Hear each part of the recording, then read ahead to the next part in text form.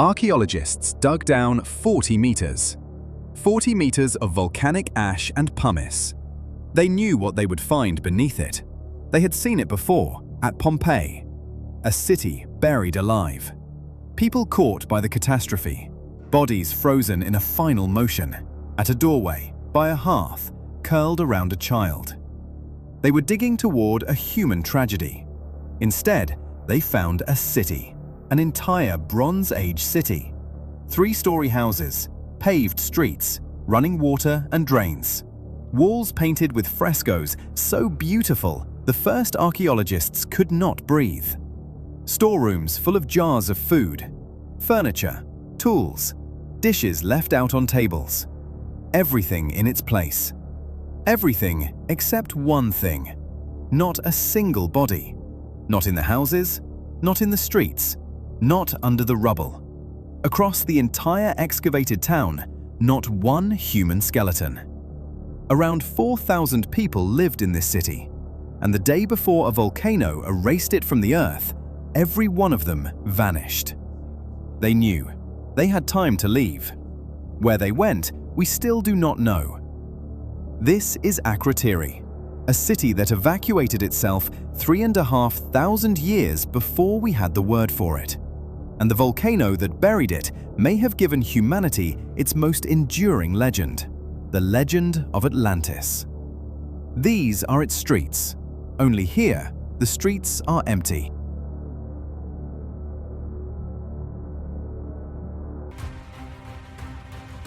To understand Akrotiri, you first have to understand the island it stood on.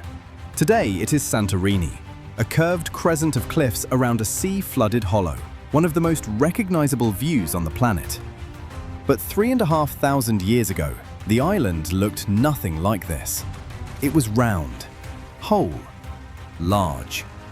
A mountain rose at its center, and beneath the mountain, a volcano slept. The people of the island almost certainly did not know they were living on a volcano. It had been silent for thousands of years. The island was called Thera, and on its southern tip stood a city. Around 1600 BCE, Akrotiri was at its peak. This was no fishing village. This was a true city, one of the most advanced in the Aegean world. It was the Bronze Age. The great power of the Aegean Sea was Crete, the civilization we call Minoan. Palaces, fleets, art, trade. And Akrotiri was a jewel on the trade routes between Crete, mainland Greece, the islands, and beyond, to Cyprus, Egypt, the coast of the Levant. The ships of Akrotiri sailed over the horizon and came back loaded. The town covered about 20 hectares. Houses 2 and 3 stories tall lined paved streets and small squares. Clay pipes ran inside the walls. Sewers ran beneath the streets. And here is the strange part. There were no walls around the city, no fortifications. Archaeologists found no palace, no royal tombs, no images of a ruler, no stockpiles of weapons that would speak of war. One of the richest towns of its world with no visible power, no visible fear. Akrotiri was buried 1,600 years before Pompeii, and unlike Pompeii, it managed to do the one thing Pompeii could not. It managed to empty itself. Let us walk into the city. The Bronze Age Pompeii. That is what Akrotiri is called. But the comparison is unfair to Akrotiri. Pompeii was 15 centuries younger.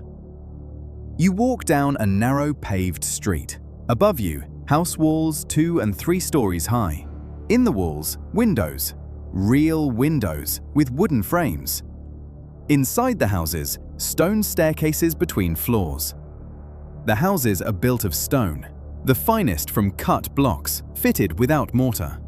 Walls, beams, and door frames are designed to survive an earthquake. The people of this island knew how to build for shaking ground. They knew the earth here sometimes trembled. And beneath your feet, an engineering marvel. Akrotiri had a drainage system. Clay pipes ran inside the house walls and carried waste into channels beneath the streets. Inside the houses, archaeologists found what is best described with a plain word: toilets, with flushing, possibly fed by both hot and cold water. 3,500 years ago, on a volcanic island in the Aegean Sea. But Akrotiri is not truly famous for its pipes. It is famous for its walls. Almost every house was painted with frescoes. Not only the houses of the rich, the houses of everyone. Whole rooms, floor to ceiling, covered in painting of astonishing brightness and freedom. Young men carrying a catch of fish, children boxing in gloves, antelopes, swallows over lilies in spring, women gathering saffron in flounced dresses, in jewelry, their eyes painted. And the famous miniature sea frieze, a long panoramic painting, a fleet of ships sailing between two towns, dolphins in the water, people on the rooftops watching the ships go. These are not state portraits of kings. This is life. The sea, nature, festival, ritual, the everyday. From the hollows left in the ash, archaeologists cast the shapes of vanished wooden furniture, tables, beds, stools. The same technique used at Pompeii to cast bodies. Only here, there were no bodies to cast. The storerooms were heavy with jars, grain, flour, olive oil, fish. The city was full. The city was rich. The city was alive. And then it fell silent.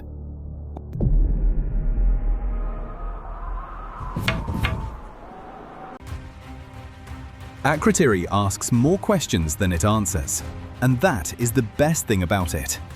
Mystery 1. Where did the people go? The city is not simply empty, it is emptied, deliberately. Before the catastrophe, the inhabitants carried away what was most valuable. Archaeologists find almost no gold and few bronze treasures. The people gathered and left in good order, taking what could be carried. Around 4,000 people, with children, with the old, possibly with their livestock. They boarded ships and left the island, and dissolved. Nowhere in the Aegean world does a sudden wave of refugees from Thera appear.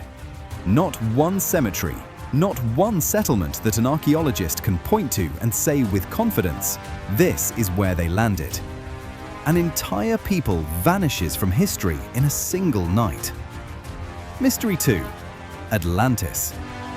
More than 1,000 years after Akrotiri died, the Greek philosopher Plato wrote down a story about a powerful island civilization, a sea power, an island beyond the known world, rich and beautiful, which in a single day and night, earthquake and flood, sank beneath the sea and disappeared.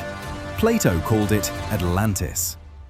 The first excavator of Akrotiri, Spiridon Marinatos, proposed as early as 1939 that the story of Atlantis was a distorted memory of Thera grown into legend.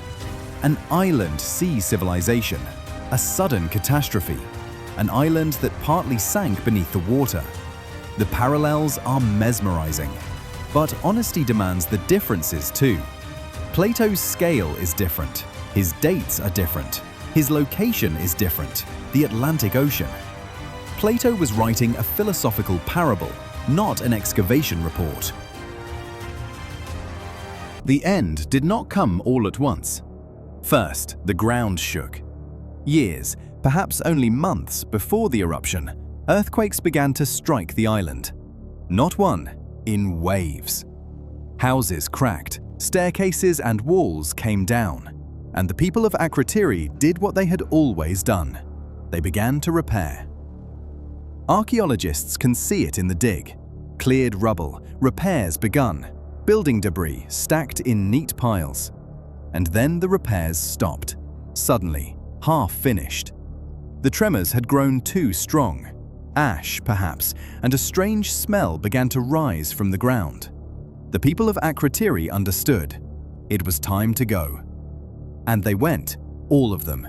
They did not know what was beginning. The volcano, silent for thousands of years, woke. The eruption of Thera was one of the largest in human history, roughly 60 times more powerful than the 1980 eruption of Mount St. Helens. First, a column of ash and pumice rose tens of kilometers into the sky. Pumice fell on the city like rain, layer upon layer. Then came the burning flows, pyroclastic surges, a mix of gas and rock racing at hurricane speed. And then the mountain emptied itself. The magma chamber beneath the island erupted out, and the center of Thera collapsed into the void it had left. The sea poured in.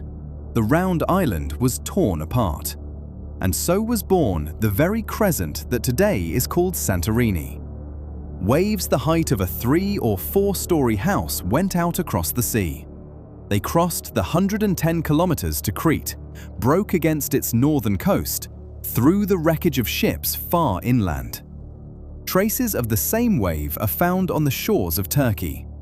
Ash fell over half the eastern Mediterranean. Its layer is found even in Egypt and in cores drilled from the seabed. Akrotiri vanished beneath 40 meters of pumice and ash. Minoan Crete survived the blow. Its palaces would not fall for roughly another century, but the wound remained. Ruined harbors, lost fleets, poisoned fields. The maritime web that held the Aegean world together had cracked, and the city on the southern cape of Thera fell silent for 3,500 years. Empty, whole, preserved by its own killer. For 3,500 years, Akrotiri lay under the ash, forgotten so completely that even the need to remember it was forgotten. And then, the ash began to be mined. In the 19th century, the volcanic rock of Thera, light, strong pozzolana, was cut out by the ton. It was made into cement. With that cement, among other things, the banks of the Suez Canal were reinforced. The Greek archaeologist Spiridon Marinatos had been convinced for years that the answer to the death of the Minoan world lay beneath the ash of Thera. In 1967, he began to dig on the southern cape of the island, and within the first weeks, the spades struck the walls of a real city. For 7 years, Marinatos raised Akrotiri out of the ash, street by street, fresco by fresco. He built a roof over the dig to protect the fragile walls. In 1974, on that very excavation, Marinatos fell and died. He was buried here, in the city he had given back to humanity. The work was continued by Christos Doumas. What did Akrotiri leave us? The most complete picture of Bronze Age daily life that we have. Not lists of kings, not chronicles of wars, but people. Their homes, their pipes, their fish, their children in boxing gloves, their swallows over the lilies of spring. It left us a fixed point, a layer of ash by which archaeologists check the dates of the entire eastern Mediterranean. Although, and here is the irony, the exact date of the eruption itself is still argued over. Some say 1600 BCE, others almost a century later. Less than a third of Akrotiri has been excavated. Most of the city still lies under the ash. Streets, houses, frescoes that no one has ever seen. And somewhere in there, in the unfound rooms, the question still stands that we cannot answer. They sailed over the horizon, and we still do not know where. These were its streets, quiet, bright, painted with the sea and the spring. Their owners had time to leave, and they never came back.